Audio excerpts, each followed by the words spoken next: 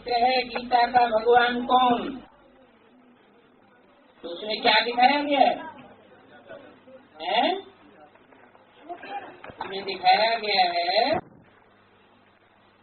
एक तरफ गीता रखी हुई है, और उनका भगवान शिव दिखाया गया। गीता किताब रखी हुई है और उनका रचयिता भगवान शिव दिखाया गया है, बना शिवलिंग दिखाया गया है।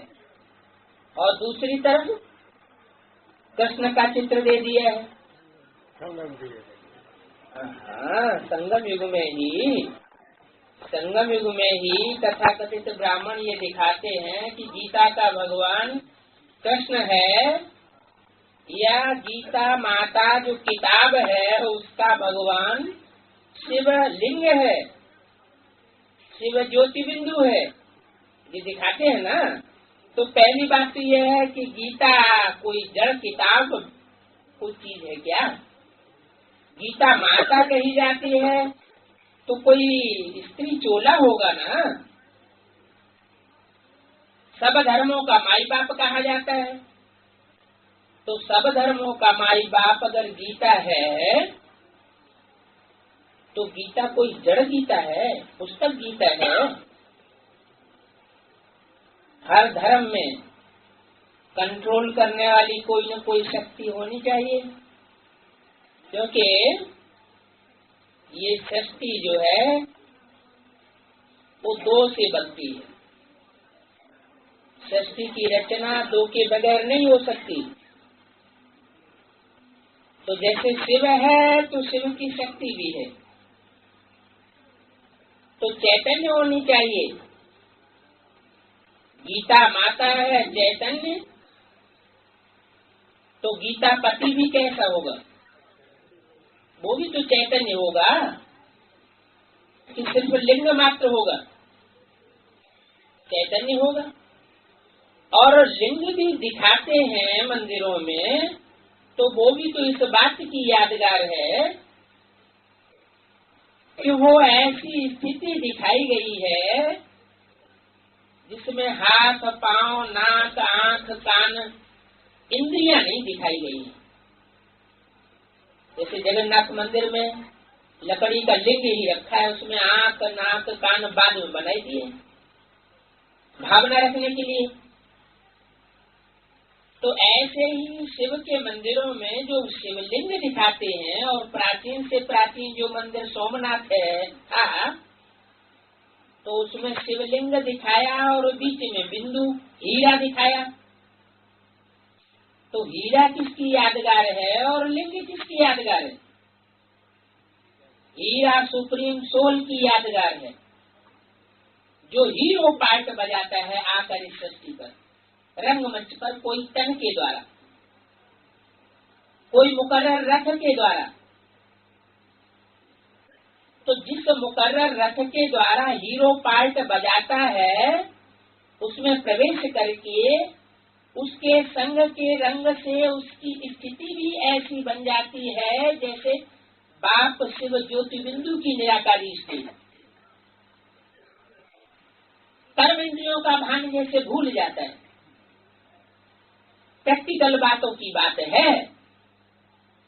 जैसे बाबा कहते हैं सुनते हुए न सुनो, क्या मतलब? कान तो है, सुनते हुए न सुने, ये कैसे बना? किसी की बात पर ध्यान ही नहीं देना। एक कान से सुना और तत्क्षण दूसरे कान से निकाल दिया, विचार ही नहीं किया, तो उसको कहेंगे सुनते हुए न सुनना। ऐसे ही देखते हुए न देखना। जैसे कोई महबूब अपनी महबूबा की याद में जा रहा है और उसकी आंखों के सामने से ढेर सारे लोग निकल गए, और उससे कोई पूछता है कि तुम्हारी आंखों के सामने से कौन कौन लोग गुजरे, तो क्या बताएगा? वो तो अंतर मन से महबूबा को देख रहा है। जब अंतर्मन से महबूबा को देख रहा है तो बाहर की आंख गुजरते हुए लोगों को देखेगी। हमारे सामान्य जीवन में भी ऐसा कभी कभी अनुभव होता है। आंखें हमारी खुली हुई होती हैं, कोई सामने से निकल जाता है, कोई इधर से गुजर जाता है और हमें पता ही नहीं चलता। क्यों? क्योंकि मन दूसरी जगह, अंतर्मन जो है वो दूसरी जगह लगा हुआ है। तो स्थूल इंद्रियां अपना जो विषय है वो ग्रहण नहीं करती हैं जब तक मन उन विषयों में रमण न करे। तो कोई कान और आंख की ही बात नहीं है, सभी इंद्रियों की यह ऐसी स्टेज है कि मन अगर दूसरी जगह कहीं कॉन्सेंट्रेटेड है तो इंद्रियां अपना विषय ग्रहण नहीं कर सकती। तो इंद्रियां जैसे होते हुए भी नहीं है, अनुभव ही नहीं होता। तो उस हिसाब से बताया कि शिवलिंग जो दिखाते हैं, खास करके सोमनाथ मंदिर में दिखाया, अथवा जहाँ कहीं भी शिवलिंग बनाते हैं तो बीच में बिंदु रख देते हैं। तो बिंदु किसकी यादगार है? शिव ज्योति बिंदु की यादगार। और लिंग उस शरीरधारी की यादगार है जिसने याद की ऐसी अवस्था पहले पहले बनाई।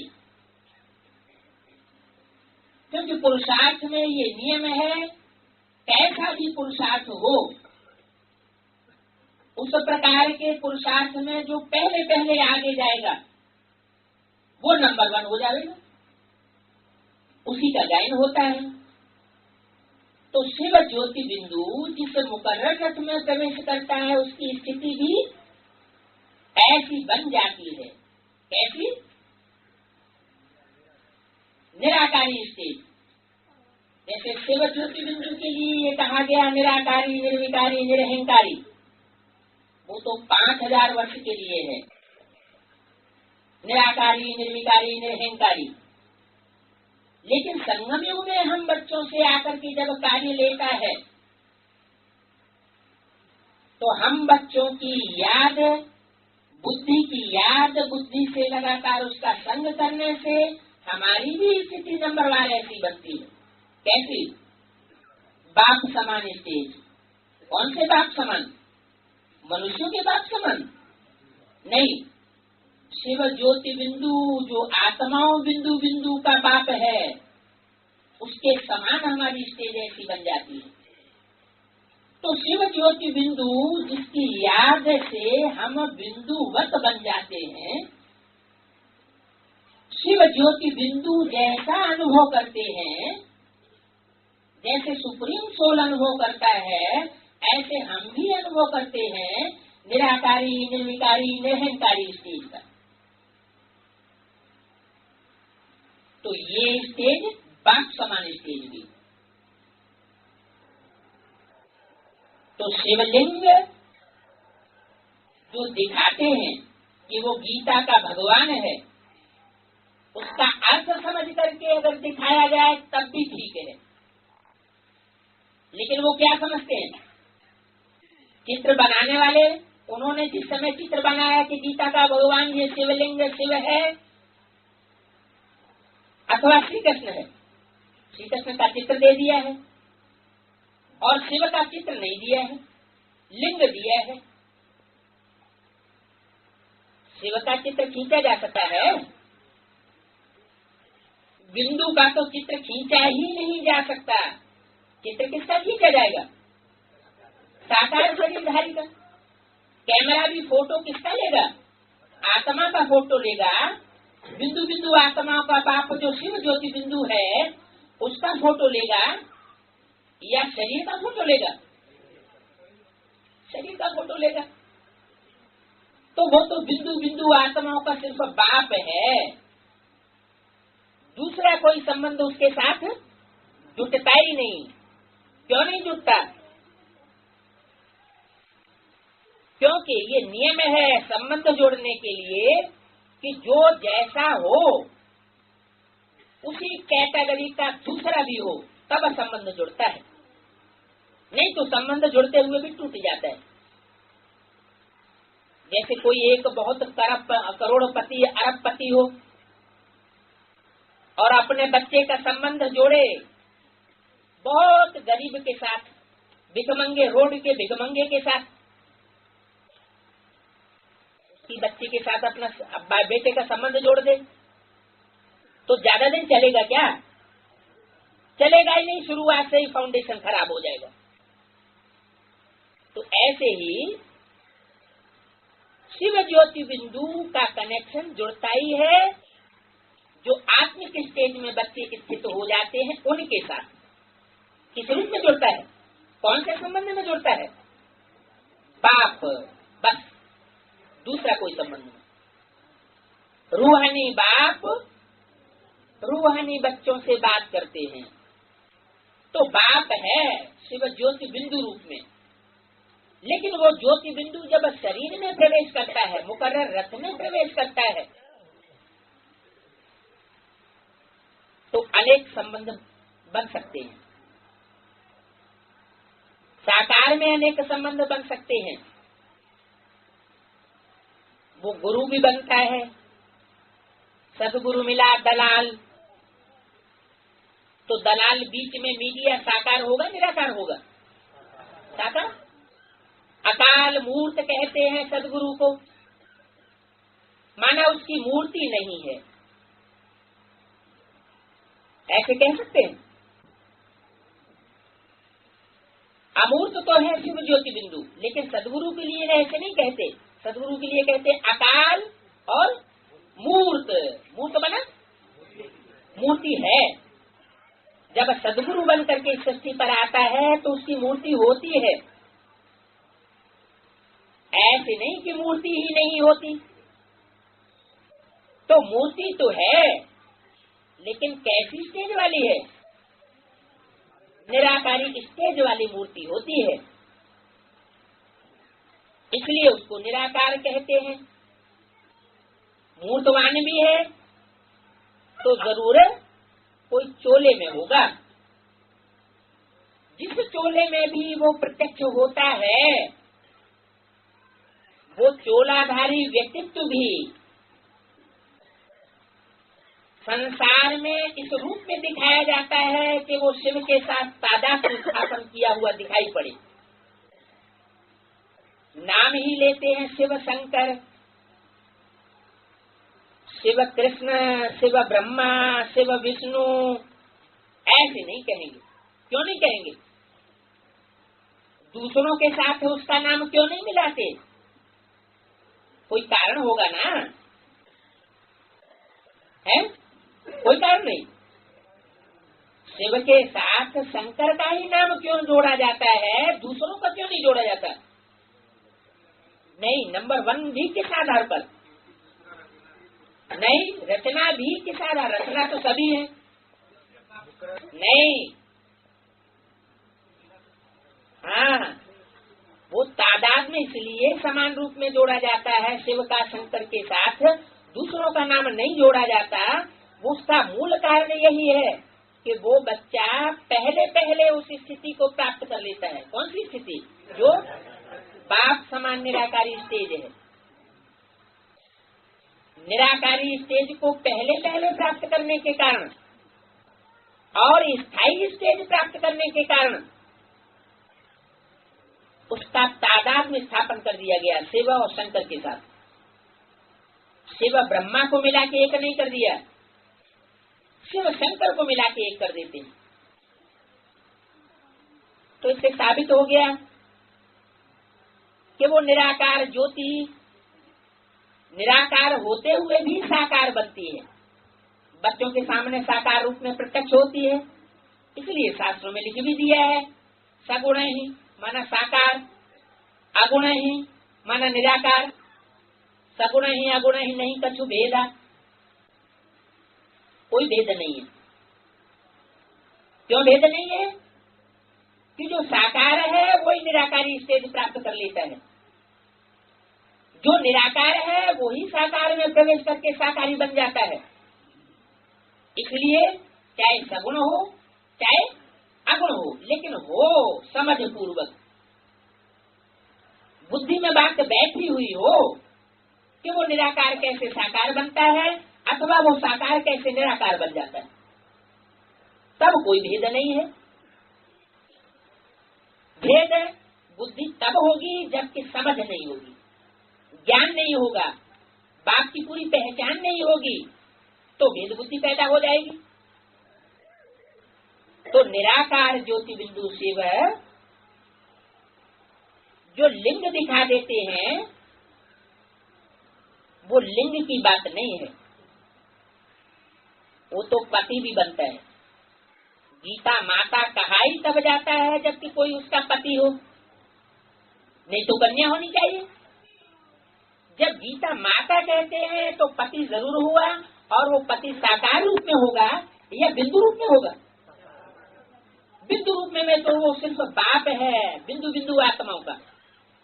जब साकार में प्रवेश करता है तो अनेक प्रकार के संबंध जुड़ते हैं, तो वो पतियों का पति कहा जाता है। गीता माता का भी पति है, उसे प्रकृति पति कहा जाता है। जो प्रकृष्ट रचना है, प्रकृष्ट कृति है, सबसे पावरफुल रचना है, उसका पति है। तो सबसे पावरफुल शास्त्र कौन सा बताया? गीता। क्यों? बाइबल को क्यों नहीं बताया? कुरान को क्यों नहीं बताया? धम्मपद को क्यों नहीं बताया? क्योंकि और जो शास्त्र हैं, जड़ शास्त्रों की बात नहीं कर रहे, उनमें भी कोई न कोई चैतन्य शक्तियां हैं चलाने वाली, भले वो निवृत्ति मार्ग के धर्म हैं लेकिन गुप्त है। वो शक्तियां वहां मर्ज कर दी जाती हैं निवृत्ति मार्ग के धर्मों में। तो वो शक्तियां हैं शासन करने वाली। किसको शासन करने वाली? शास्त्र धातु से बनता है शास्त्र।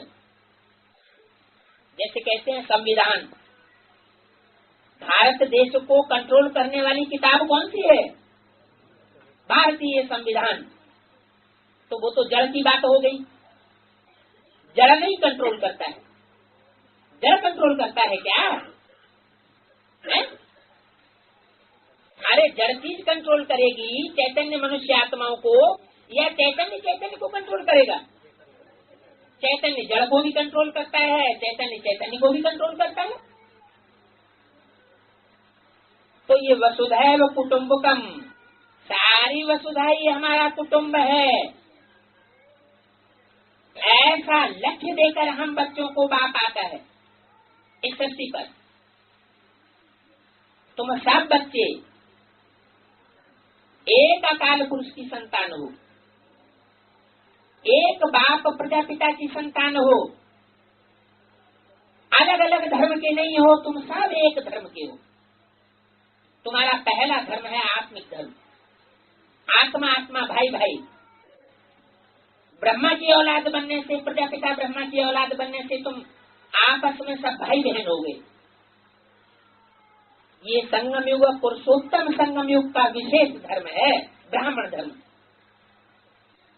सारी सृष्टि 500-700 करोड़ की जो भी सृष्टि है, एक दिन ऐसा आएगा कि इस सृष्टि पर कोई भी मनुष्य आत्मा ऐसी नहीं रहेगी जो प्रजापिता ब्रह्मा को अपना बाप एडम, आदम अथवा आदिदेव या आदिनाथ स्वीकार न करे।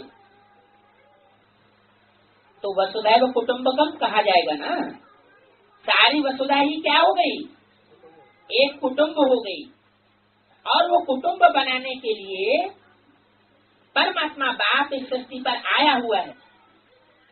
वो पारिवारिक व्यवस्था बनाने के लिए आया हुआ है। तो घर परिवार में अंदर कंट्रोल करने वाला कौन होता है? माता। कि घर के अंदर को पिता कंट्रोल करता है? माता ही कंट्रोल करती है। तो माता जो कंट्रोलर है तो वो शासक हुई ना। घर का शासन करने वाली, घर का अनुशासन बनाने वाली कौन हुई? माता हुई।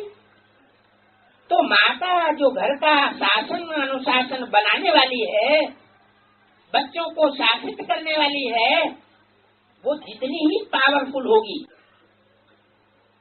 उतना ही कुटुंब परिवार यथावत चलेगा, जैसे चलना चाहिए। तो सब धर्मों में जो भी शास्त्र और शास्त्र के आधार पर चलाने वाली चैतन्य शक्तियां हुई हैं, उन सबका माई बाप कौन बताया मुरली में? गीता माता। तो गीता माता चैतन्य में होनी चाहिए, कोई जड़ गीता की बात नहीं है। और गीता माता है तो गीता पति भगवान भी है, प्रैक्टिकल साकार में भी होना चाहिए। ये दोनों माता पिता जो सृष्टि के जगत पिता और जगदम्बा कही जाती है, जगदम्बा के रूप में जिसकी पूजा होती है, ब्रह्मा के रूप में पूजा नहीं होती, किस रूप में पूजा होती है? जगत पिता और जगदम्बा, जगदम्बा की पूजा होती है। तो पूजा का आधार क्या होता है? प्योरिटी। प्योरिटी की परिभाषा बहुत बुरी है। इस परिभाषा को वो उतना ही जान सकता है जो जितनी प्योरिटी को धारण कर सकेगा। क्या? जैसे कोई आत्माएं सतयुग के आज में आवेंगी, पुरुषोत्तम संगमयुगी स्वर्ग का आनंद लेंगी। कोई आत्माएं कृष्ण के साथ जन्म लेंगी सतयुग के पहले जन्म में। कोई आत्माएं कृष्ण का जो बच्चा होगा सेकंड नारायण, उसके राज्य में आएंगी, वहां का सुख भोगेंगी, 16 कला संपूर्ण। तो ये कैटेगरी हुई ना, है सुख भोगने की। लेकिन ये सुख भी किस आधार पर उनको मिलता है? प्योरिटी के आधार पर ही तो मिलता है। तो वो उनका अपना अपना अनुभव है। कृष्ण की सोल जिसने 16 कला संपूर्ण बच्चों को जन्म दिया ही नहीं है, ऐसी सृष्टि की स्थापना में उसका योगदान रहा ही नहीं है, तो जो पुरुषोत्तम संगम युग का अनमोल जो सुख है, इंद्रियों से परे का सुख, क्या कैसा सुख कहते हैं उसको? अतीन्द्रिय सुख। उस अतीन्द्रिय सुख का अपने जीवन में अपने शरीर से उसने संगम युग में अनुभव किया। कृष्ण की सोल ने नहीं किया, पहले ही शरीर छोड़ दिया। तो जिसने रसगुल्ला खाया ही नहीं है, वो रसगुल्ला पाने के लिए प्रयत्न करेगा? करेगा? नहीं करेगा। करेगा? जिसने रसगुल्ला कभी खाया ही नहीं, खाया ही नहीं और सुना भी नहीं, और सुना भी है तो विश्वास नहीं किया। तो ऐसे वो प्रजापिता ब्रह्मा कुमार कुमारी जिन्होंने कभी राधा कृष्ण जैसे बच्चों को जन्म दिया ही नहीं है, उनका पाठ ही नहीं है, तो वो आत्माएं संगम युग जो सर्वोपरि सुख है, स्वर्णिम संगम युग का, उसका अनुभव कर सकेंगी? न अनुभव कर सकेंगी और न उसके लिए इच्छा करेंगी। जब इच्छा ही नहीं करेंगी तो उनका लक्ष्य है ही नहीं, लक्ष्य नहीं है तो लक्षण भी नहीं आएंगे, और जब लक्षण नहीं आएंगे तो वो आत्माएं कमजोर रह जाएंगी ना। तो यही प्योरिटी की बात है। जिसने जितनी उच्च कोटि की प्योरिटी धारण की होगी, वो आत्मा अभी भी उतना ही पुरुषार्थ करेगी। ये पवित्रता की प्रतिमूर्ति जगदम्बा जिसका नाम दिया गया है और जिसकी मुरलियों में इतनी महिमा की गई है, जरूर कोई गुह्य से गुह्य बात है। क्यों गुह्य है? ये गुह्य राजयोग की प्राप्ति सबने क्यों नहीं इतनी प्राप्त कर पाई? सिर्फ उसका ही गायन क्यों है? कल जैसे वाणी में आया, जगदम्बा का बहुत बड़ा मेला मनाते हैं। बड़े से बड़ा मेला जगदम्बा का मनाते हैं। अमरनाथ की यात्रा पर जाते हैं, वहां भी इतनी भीड़ नहीं लगती। वैष्णो देवी के मंदिर में बहुत भारी भीड़ लगती है। कारण क्या बताया? बाप से ज्यादा मिलन का अनुभव किया है तो शक्ति भी उसने उतनी ही भरी होगी ना। वो अनुभव जिसने लिया है प्रैक्टिकल, वो जाने, दूसरा कोई नहीं जान सकता। तो ऐसे ही नंबरवार पुरुषार्थ संसारात्माएं हैं जो परमात्मा बाप के उस प्रैक्टिकल पार्ट को समझती हैं और द्वापर युग से फिर पूजा भी करती है।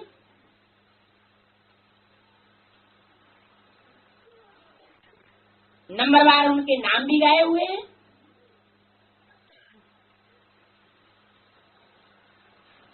शैव संप्रदाय, वैष्णव संप्रदाय, नाम तो हुए ना। तो जिसने जितना संग का रंग लगाया है, वो संग का रंग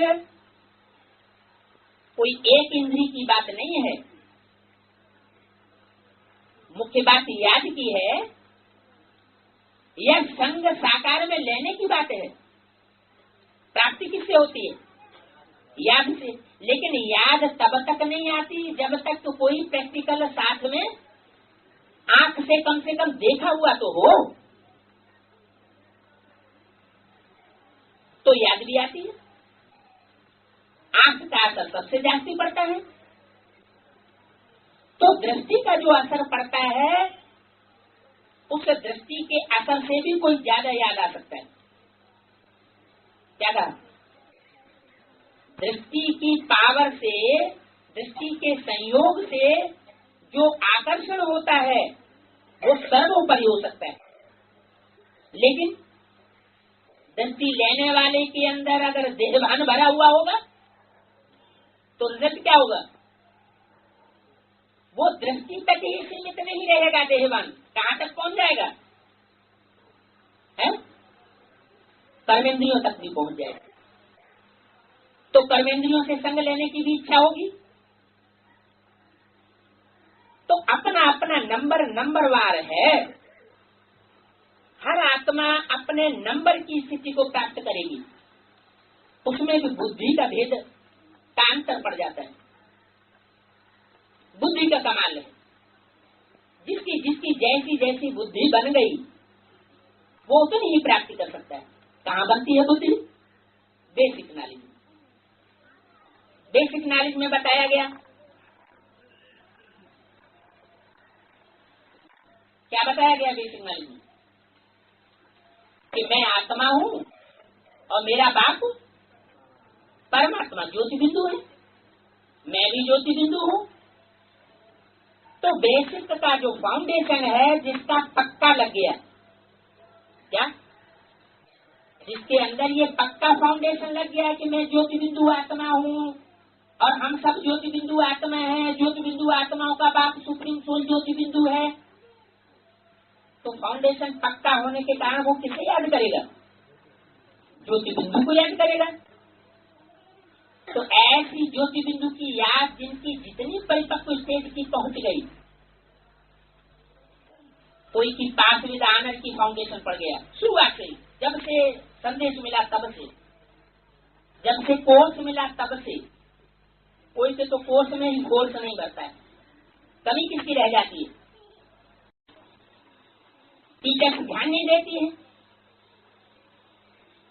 तो कोर्स कंप्लीट नहीं होता।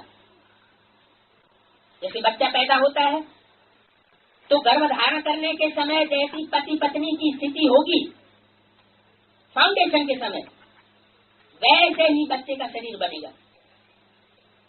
वैसी ही आत्मा उस गर्भपिंड में प्रवेश करेगी। तो ये फाउंडेशन के समय का बहुत महत्व है। अभी बत्ती भी चल रही है, 7 दिन की बत्ती चल रही है ना। कम से कम उससे 2 दिन पहले बेसिक नॉलेज और एडवांस नॉलेज का कोर्स भी मिला हुआ होना चाहिए, बाप का परिचय भी मिला हुआ होना चाहिए।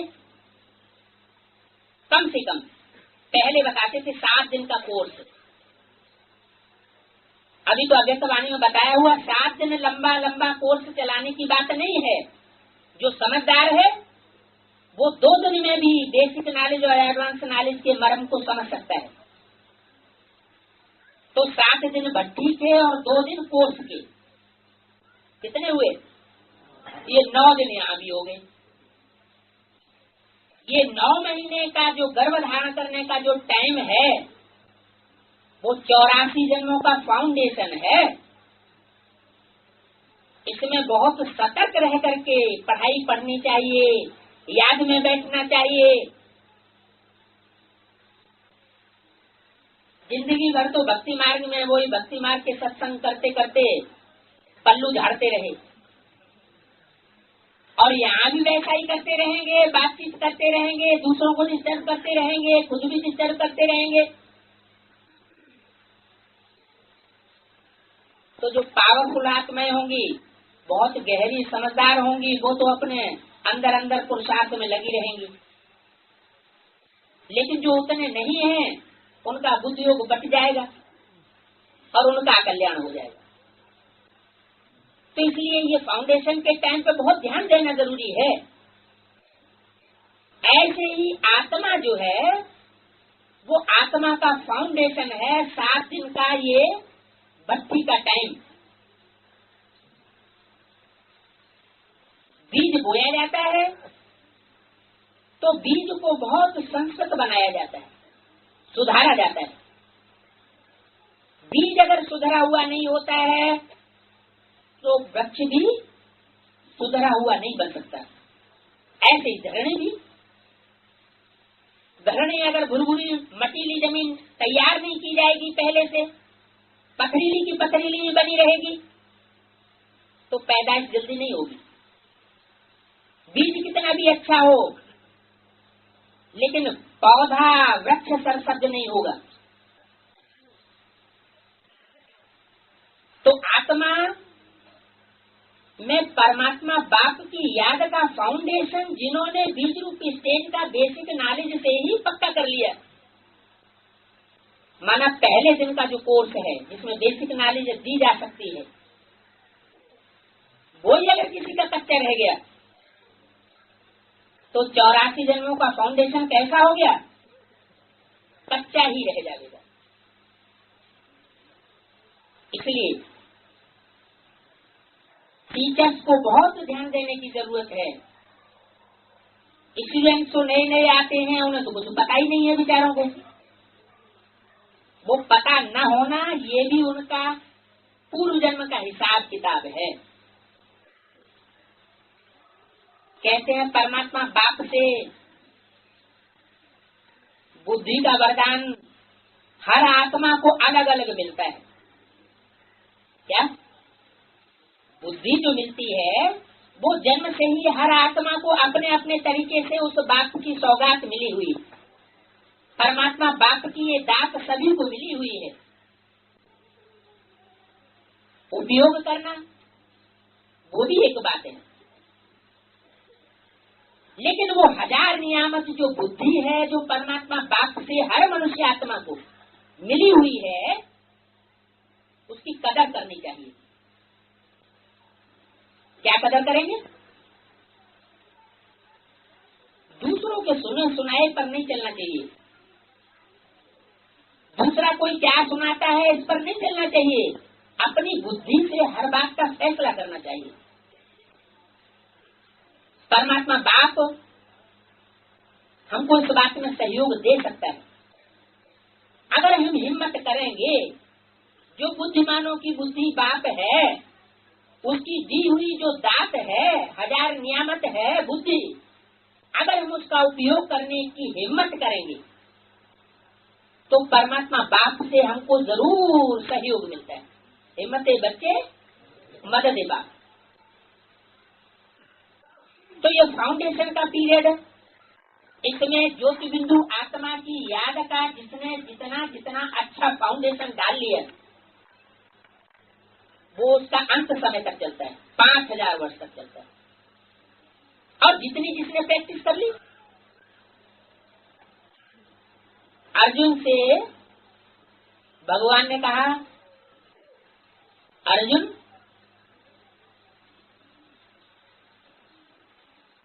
तू जो कहता है कि मेरा मन बहुत भागता है, ये कंट्रोल ही नहीं होता, तो इसके 2 उपाय बताए। अभ्यास है तो कौनते वैराग्य से गृह्यते, तो मन को कैसे ग्रहण किया जाए, स्थिर किया जाए। अभ्यास, अभ्यास करते करते जड़मति जो होता है वो भी सुज्ञान बन जाता है। करत करता अभ्यास के जड़मति हो तो सुजान। अपने अंदर इंफीरियरिटी कम्प्लेक्स नहीं लाना है कभी कि हम तो, हमारी तो बुद्धि ही ऐसी है, हम क्या करें। जैसे माताएं कहती हैं हमारी बुद्धि में तो कुछ बैठता ही नहीं, अब हम तो ऊंचे पद पा ही नहीं सके। ऐसा नहीं है। ये परमात्मा बाप की ऐसी पढ़ाई है, कोई कितना भी जड़ बुद्धि हो, अगर अपनी बुद्धि को समर्पित कर दे, जो भी बुद्धि जैसी भी है, जैसे बाबा कहते हैं तुम जो भी हो जैसे भी हो, किसके हो, मेरे हो। अरे तो परमात्मा बाप सुप्रीम सोल सर्वशक्तिमान के बच्चे हैं, तो कैसा भी छोटा सा छोटा बच्चा होगा वो भी तो बहुत पावरफुल होना चाहिए ना। जैसे शेरों की मजाक और गधेड़ों की मजाक, गधेड़ों की मजाक का सबसे बड़ा बच्चा और शेरों की मजाक का सबसे छोटा बच्चा, कौन सा पावरफुल होगा, शेरों की मजाक का। तो सर्वशक्तिमान बाप की मैं औलाद हूँ, तो मेरी कैसी भी बुद्धि संग के रंग में आते आते पतित बन गई। बुद्धि कैसे पतित बनी, 63 जन्मों में संग के रंग जो हैं बिगड़ते गए, इसलिए हमारी बुद्धि पतित बन गई।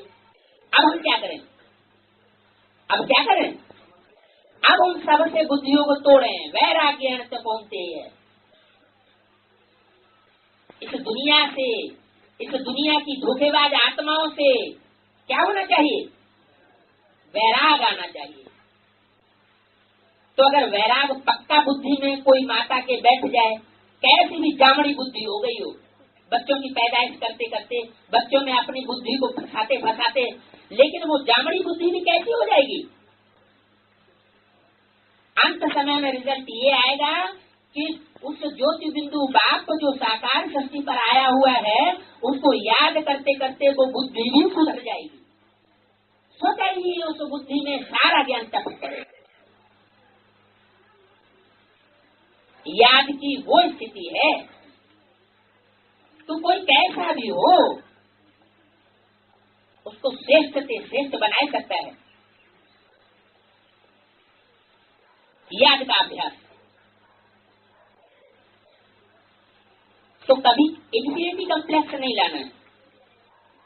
माना मैं तो कमजोर हूँ, ऐसा निगेटिव संकल्प नहीं लाना है। क्या लाना है, भले मैं कमजोर बन गई हूँ या बन गया हूँ, लेकिन मैं औलाद किसकी बना हूँ, सर्वशक्तिमान बाप की औलाद में आत्मा हूँ। बाप का परिचय मुझे इस संगम युग में मिला है। बाप की याद से, बाप के सहयोग से इस संगम युग को मैं सार्थक कर सकता हूँ, कर सकती हूँ। क्यों? क्योंकि ये संगम युग है असंभव को संभव करने का युग। इस संगम युग में ही मूकम करोति वाचालम पंगुम लंघयते गिरम, ये जो श्लोक बनाई दिए हैं शास्त्रों में, लेकिन वो प्रैक्टिकल में साबित नहीं हुए। मूकम माना जो गूंगा आदमी है, वो बोलने लग पड़ता है। जिसने कभी भाषणबाजी की ही नहीं हो, जो किसी से बात करने में भी शर्माता हो, वो व्यक्ति भी बोलने लग पड़ता है, सारे संसार को भाषण देने लग पड़ता है। छोटी छोटी कन्याएं अभी अभी आती हैं और अभी अभी दीदी दादी बन जाती हैं। तो मूकम करोति वाचालम, पंगुम लंघयते, जो लंगड़ा है वो पहाड़ को पार कर जाता है। क्या लंगड़े अंधे की कहानी है ना, जैसे कहते हैं नदी पार करने के लिए लंगड़ा और अंधा कैसे पार करें, हो ही नहीं सकती। तो क्या किया, लंगड़े ने अंधे का सहारा ले लिया, वो उसके ऊपर सवार हो गया, रास्ता बताता जाता है लंगड़ा। जो प्योरिटी का लंगड़ा है वो रास्ता बताता जाता है, और अंधे को तो आंख नहीं है, ज्ञान ही नहीं है, जो देख सके, ज्ञान की आंख है नहीं, तो वो चलता जाता है। इस तरह विषय वैतरणी नदी पार हो गई। तो ये जो बात बताई गई है शास्त्रों में कि जो असंभव कार्य है वो भी संभव हो सकता है कि नहीं हो सकता। अभी संगम युग में ही असंभव कार्य संभव होते, नहीं तो वो सर्वशक्तिवान नहीं कहा जाएगा। सर्वशक्तिवान का अर्थ जो भगत लोग ये लगाए लेते हैं कि मक्खी मर गई, अब उसको अगर जिंदा करके दिखाए तो हम भगवान माने। अरे ये मतलब नहीं है कि जो मुर्दा आदमी है उसको जिंदा करके दिखाए तो भगवान हो गया। भगवान कभी प्रकृति के नियमों को तोड़ता नहीं है। तो असंभव जो कार्य है संभव होने योग्य है, उन असंभव कार्यों को संभव करने का ये युग है। इंफीरियरिटी कम्प्लेक्स आने की बात ही नहीं, नेगेटिव संकल्प करने की बात ही नहीं। अभी बाप हमारा सहयोगी बना है, हमारा परिवार बड़े से बड़ा परिवार है, ऊंचे से ऊंचा हमारा धर्म है, ऊंचे से ऊंचा हमको गुरु मिला हुआ है, और गुरु सब झूठे साबित होते हैं। वो सदगुरु निराकार एक कहा जाता है, वो सच्चा सदगुरु सच्चा बादशाह हमको मिला हुआ है, हम उसके बच्चे बने। तो किसी बादशाह का कैसा भी बच्चा क्यों न हो, मान लो किसी बादशाह को, सम्राट को लूला लंगड़ा अंधा कोढ़ी बच्चा पैदा हो जाए, तो दुनिया वालों के मुकाबले उसे दुख मिलेगा या सुख मिलेगा? तो भी तो उसे सुख मिलेगा, क्योंकि पैदाइश किसकी हुई है? सम्राट के हैं। तो इसलिए कभी अपने अंदर इस तरह की कोई बात नहीं मन के अंदर लानी चाहिए कि मैं तो कमजोर हूँ। बाबा तो कहते हैं न दूसरों की कमी को देखो और न अपनी कमी को देखो। दूसरों की शक्तियों को देखो, दूसरों के गुणों को देखो, अपनी शक्तियों को देखो, अपने गुणों को देखो, तो वो गुण जो आगे बढ़ाएंगे उन गुणों से ही आत्मा पावरफुल बन जाएगी। तो फाउंडेशन की बात हो रही थी कि फाउंडेशन के टाइम पर बहुत सतर्कता से, बहुत ध्यान देने की जरूरत है, नहीं तो आत्मा हमारी कमजोर नहीं है। आत्मा में बहुत पावर थी और पावर है, सिर्फ उसे ज्ञान से जागृत करने की बात है। जैसे दीपक से दीपक जगाया जाता है, ऐसे सुप्रीम सोल बाप की याद से हम आत्मा रूपी दीपक को जगाएं, उसमें पावर भरें, रोशनी भरें। क्या होगा उससे? उससे होगा क्या? उससे रिजल्ट आएगा कि हमारी आत्मा में रोशनी आ जाएगी, शक्ति आ जाएगी, आत्मा पावरफुल हो जाएगी। तो माताएं वो तो नीचे गिरी हुई है इस आखिरी जन्म में, गिरते गिरते गिरते गिरते बिल्कुल पैरों के नीचे आ गई। अपने पति के पैरों के नीचे ही नहीं आ गई, और जो गुरु बनते हैं उनके भी पैरों पड़ने लग पड़े। अब बाप आकर के उनको ऊंचा उठाते हैं। जो वयोवृद्ध है, पुरुष हैं, पांडव हैं, उनको भी बाप आकर के ऊंचा उठाते हैं। क्यों? क्योंकि अनुभवी है जीवन के। जो अनुभव प्राप्त कर लेता है उसे वानप्रस्थ बनने में देर नहीं लगती। वो वाणी से परे हो सकता है क्योंकि दुनिया से उसको वैराग आ जाता है, और जिसके अंदर वैराग आ जाता है उसको ज्ञान सहज ही गहराई तक बैठ जाता है। वैराग से ही ज्ञान पैदा होता है। अगर इस दुनिया से वैराग पैदा नहीं हुआ तो ज्ञान तह तक बुद्धि में नहीं बैठ सकता।